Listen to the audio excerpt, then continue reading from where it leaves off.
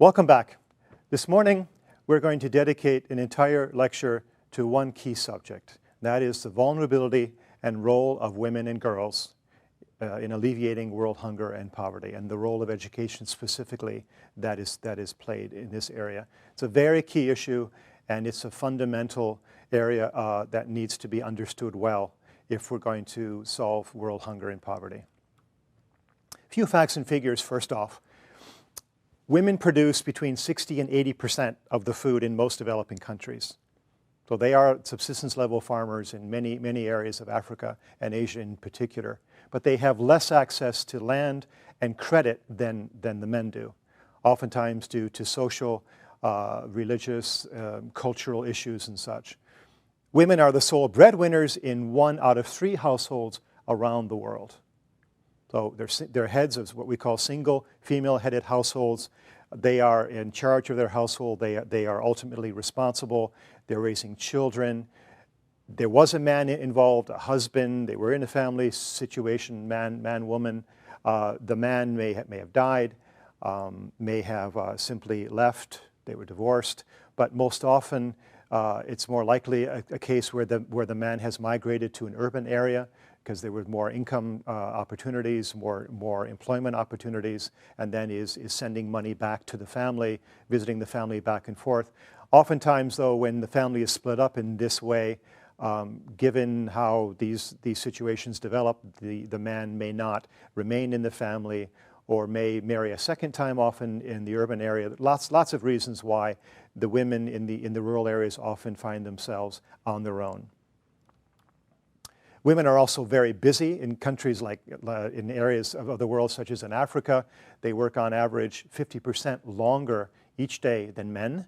And that's not necessarily working on the land as subsistence level farmers only, but they've also got to be responsible for safe water, making sure that they've got water for their family, and they may spend many hours, often the case 3 to 5 hours on average, carrying water back to their homes. That takes a major chunk out of their day. In addition, they also will be spending often equally amounts of time finding the firewood that they need to cook the food that they have and also to heat in the wintertime. If women had better access to farmland, we know that, and also fertilizers and agricultural training, we know that yields in sub-Saharan Africa in particular would improve by over 22%. 2/3 of the 75 million children who are denied access to education, who simply don't go to school and don't have any access to any schools around the world, they are girls. 2/3 of the 75 million. In rural Africa, 70% of girls do not finish primary school. So even if they enroll, they may attend for a short time, but they don't finish. So primary school, elementary school, they wouldn't go beyond grades 5 or 6 typically. Women also invest an average of 90% of their incomes in their households, whereas we find that men only reinvest about 30 to 40%. Again, typically what happens is women will always eat last. Their children will eat first.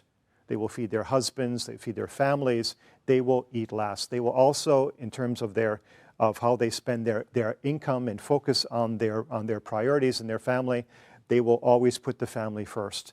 In the case of men, when they have a cash wage, often they will have additional concerns, additional priorities, and they may not always be to provide food for their families, and they're not investing in their families to the same degree. 50%, that's half of all pregnant women in developing countries, are anemic. We talked about this in the previous unit. Iron deficiency causes about 110,000 deaths during childbirth each year.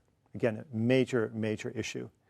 Malnourished mothers often give birth to underweight babies who are 20% more likely to die before the age of 5. Again, that critical 1,000 days that we talked about, first 1,000 days of life.